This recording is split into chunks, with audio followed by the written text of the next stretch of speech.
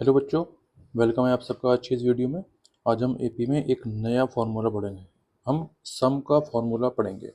उस सम के फार्मूले पर पहुंचने से पहले मैं आपको कुछ क्वेश्चन मैं आपको दिखा रहा हूँ। बहुत इजी सम के क्वेश्चन। क्या क्वेश्चन? जैसे हमें सम करना है 1 से लेके 10 तक के सभी नंबर्स का हमें क्या करना है, सम करना है। ठीक है, सबका सम करना है। तो अब सम कैसे करेंगे? 1 + 2 3, 3 + 3 6, 6 + 4 10, 10 + 5 15। ठीक है, एक तरीका तो ये हो गया। चलिए, ये 1 से लेकर 10 तक नंबर है केवल, ये काम आप बहुत आसानी से कर सकते हैं। लेकिन जो हम तरीका अपनाएंगे पहले, वो इन नंबर्स पे अप्लाई हम करके देखते हैं। अच्छा, 1 से लेकर 10 तक का जो सम होगा, वही सम 10 से लेके 9 तक के नंबर्स का होगा। मैंने क्या करा, मैंने सिर्फ इस ऊपर वाली सीरीज को उल्टा करके लिख दिया, रिवर्स ऑर्डर में लिख दिया है। जो सम ऊपर ऊपर वाले का होगा उसको मैंने एस नाम दे दिया, वही सम नीचे वाली सीरीज का होगा उसको मैंने एस नाम दे दिया। अब मैं इन दोनों को कर लूँगा प्लस। तो एस प्लस एस, 2s, 1 + 10 11, 2 + 9 11, 3 + 8 11, 4 + 7 11, 5 + 6 11, 6 + 5 11, 7 + 4 11, 8 + 3 11, 9 + 2 11, 10 + 1 11। तो 11 हमारा कितनी बार है? 1 2 3 4 5 6 7 8 9 10। जितने नंबर लिखे थे ऊपर उतनी बार हमारा 11 है।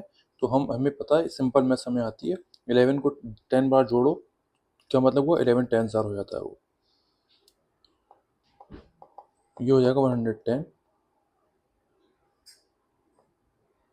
2s = 110/2। 2 5s are 10 and 2 5s are 10। ये एस, सॉरी मैंने लगा दिया यहाँ पे। ठीक है, तो इसका सम कितना आएगा? 55। 1 से लेकर 10 तक के जो नंबर्स होते हैं उनका सम क्या होता है? 55 होता है। ठीक है, अब मैं आपको जो है एक दूसरा एग्जाम्पल लेता हूँ। अब मैं थोड़ा एक बड़े नंबर का एग्जाम्पल लेता हूँ। 1 से लेके 100 तक के मैं नंबर से लेता हूँ। ठीक है, तो हमें 1 से लेके 100 तक के नंबर्स का सम करना है। तो मेथड में यही ऊपर वाला अपनाऊंगा। क्या कर दूंगा?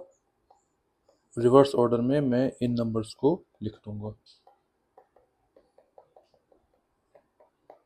ठीक है, और फिर इन दोनों को मैं क्या कर दूंगा? सम कर दूंगा। s + s 2s, 100 + 1 101, 99 + 2 101, 98 + 3 101, और लास्ट वाला भी 100 + 1 101। अब 101 कितनी बार है? 100 टाइम्स है। तो क्या हो जाएगा? 101, ये आपका नंबर आ गया। तो s = 10100/2। 2 5s are 10। इसको मैं ऐसे कट कर दिखा, 2 5s are 10 हो गया। अब 1 आया, 1 तो आता नहीं है 2 की टेल में, तो 0 लगा के आगे की नंबर और ले ले, तो 10 बन गया। फिर 2 5s are 10, फिर 0। तो 5050 मेरा इसका सम आ गया। ठीक है, अब हम इस मेथड को यूज़ करके अपनी एक जनरल फॉर्म बनाएंगे, जनरल फॉर्म। ठीक है, अब हम जो एपी में अगर हमें सम करना होगा किन्हीं नंबर्स का, तो हम ऐसे नहीं करेंगे। अब हम एक फार्मूला निकालेंगे इनकी मदद से। क्या फार्मूला है, देखते हैं। पहले तो हम एपी कंसिडर कर लें। जनरल फॉर्म एपी की यही तो होती है। देखिए देखिए ध्यान से देखिए, ये तो होती है। लास्ट में ए एन होता है, तो ए एन को हम a + n - 1 × d लिख लेते हैं। ठीक है, इनका सम मैं मान लूंगा s। अब मैं क्या करूं, इसको रिवर्स ऑर्डर में लिख देता हूं। a + n - 1 × d, लास्ट वाला आ गया। ठीक है, और फिर इससे इससे पहले जो होगा, इससे पहले जो नंबर होगा, देखिए देखिए ध्यान से देखिए क्या होगा।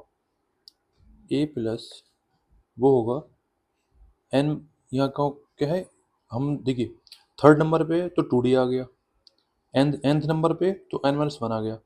तो एक जो अगर n-1 नंबर पे होगा, यहाँ पर जो नंबर होगा वो, यहाँ पर जो नंबर होगा वो n-1 नंबर पे तो होगा, ये nth नंबर पे, और इससे पीछे वाला n-1th नंबर पे होगा।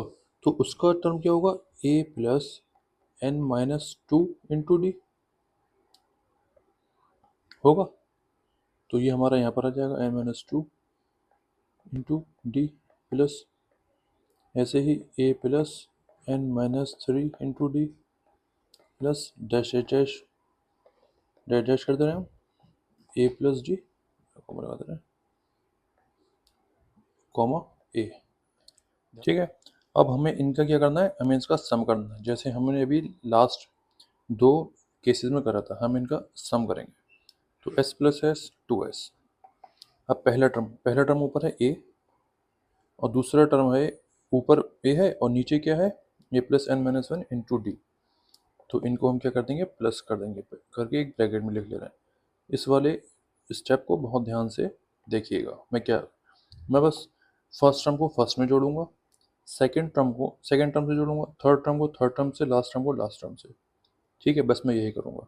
ये मैंने फर्स्ट टर्म को फर्स्ट टर्म से एड अप कर दिया। अब देखिए, मैं ऊपर वाले टर्म की सेकंड टर्म लिख रहा हूँ, अब मैं नीचे वाले टर्म की सेकंड टर्म लिख रहा हूँ। ठीक, चलिए मैं थर्ड टर्म लिखता हूँ।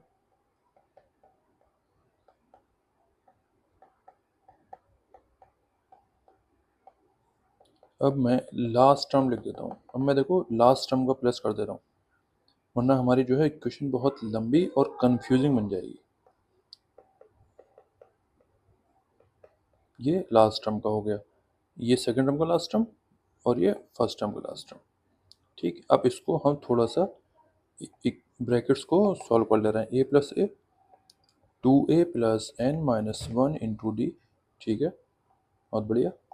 ऐसे ही यहाँ पर क्या हो जाएगा, a प्लस ए 2a।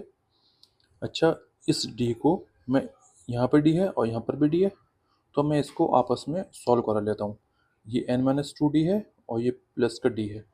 तो अगर हम इसको सॉल्व कराएं तो हमारा ये बन जाएगा 2a प्लस हो जाएगा, फिर ये n-2 प्लस 1 कितना होता है, ये n-2 है और ये यहाँ पर 1 लगा हुआ है, यहाँ पर 1 लगा हुआ है, n-2 प्लस 1 n-1 हो जाएगा। इसको चाहे अपनी कॉपी में करके देख लीजिएगा, n-2 प्लस 1, फिर dash dash sorry third term को जोड़ ले रहे हैं, a plus A 2a plus n-3 plus 2 कितना हो जाएगा, ये भी n-1 हो जाएगा into D plus dash dash इसमें a plus A 2a plus n-1 into D. ठीक, इतना आ गया। अब देखिए हम क्या करेंगे, ये वही स्टेप चल रहे हैं हमने ऊपर करे थे। हमने क्या करा था, ये सब के सब क्या बन गए, 2a plus n-1 into D बन गए सब के सब। और ये कितनी बार है, ये n बार है, n टाइम्स है ये। ठीक है, ये कितनी बार है, n टाइम्स है ये, क्योंकि हमने जो जनरल एपी होती है उसमें हम कितने टर्म्स मानते हैं, n टर्म्स मानते हैं। तो ऐसे हो जाएगा n/2 ब्रैकेट में 2a plus n-1 into D. ये मेरा जो है एपी का सम का फॉर्मूला आ गया। एक फॉर्मूला और होता है, वो क्या होता है, s देखिए जो 2a है उसको मैं तोड़ लेता हूँ, a plus n-1 into D लिख लेता हूँ मैं। और ये जो होता है, ये क्या होता है, ये लास्ट टर्म होता है। ये क्या होता है, लास्ट टर्म, तो उसकी जगह मैं l लगा सकता हूँ, लास्ट टर्म। तो मेरे सम के 2 फॉर्मूले बन गए। जब हमें फर्स्ट टर्म और लास्ट टर्म दे रखा होगा तो मैं ये वाला फॉर्मूला लगाऊंगा, जब मुझे लास्ट टर्म नहीं दे रखा होगा तो मैं ये वाला फॉर्मूला लगाऊंगा। ठीक है, ये दोनों फॉर्मूले ध्यान से देख लिए। अब इससे रिलेटेड मैं एक क्वेश्चन कर देता हूँ आपको, बाकी की जो क्वेश्चंस हैं वो हम नेक्स्ट वीडियो में देखेंगे। एक क्वेश्चन है हमारा जिसमें हमारी एपी दे रखी है 100, 150, 200, 250। ठीक है, अब हमें इसमें जो है 21st टर्म तक इसको लेके जाना है। ठीक है, 21st टर्म तक हमें इसको लेके जाना है और 21st टर्म तक लेके आने के बाद उन सबका हमें सम निकालना है। ठीक है, अच्छा इस क्वेश्चन को आप आसानी से समझिए कि मान लिए मैंने किसी को पहले दिन 100 रुपये दिए, दूसरे दिन 150 रुपये दिए, तीसरे दिन 200 दिए, चौथे दिन 250 दिए, ऐसे मैं उसको देता रहा मैं 21 डेज तक मैं उसको पैसे देता रहा। अब बताइए उसके पास टोटल कितने रुपए होगा। ये हमारा वर्ड प्रॉब्लम टाइप का क्वेश्चन बन गया। तो बात समझ आ गई। अब हमें क्या क्या निकालना है, उस बंदे को मैंने टोटल कितने रुपीज़ दिए, 21 दिन तक उसने मेरे पास काम करा, ऐसे समझिए क्वेश्चन को आप। तो मैं क्या करूँगा, ए मेरे पास 100 है, ये मेरे पास 100 हो गया, और एन मेरे पास क्या हो गया 21 हो गया, और डी मेरे पास हो गया 150 माइनस 150। अच्छा, इस क्वेश्चन में जो लास्ट टर्म ये दे रखी है, तो मैं कौन सा पहले वाला फॉर्मूला लगाऊंगा। तो ये फॉर्मूला होता है, ये होता है जनरल फॉर्म फॉर्मूले की, ये होती है। अब मैं वैल्यू पुट करूँगा,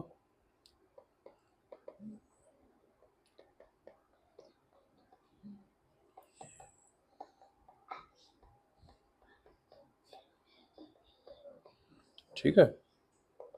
21/2, ये 200 प्लस ये 20 इंटू 50 हो जाएगा। 21/2 200 प्लस 1000, 21/2 मल्टीप्लाई बाई 1200, 2 6 और 12 00, तो 21 इंटू 600 बन गया, 6 1 6 6 2 12 00। तो टोटल उसके पास 12,600 रुपीज़ उसके पास पहुंच चुके हैं। क्या बात समझ में आई।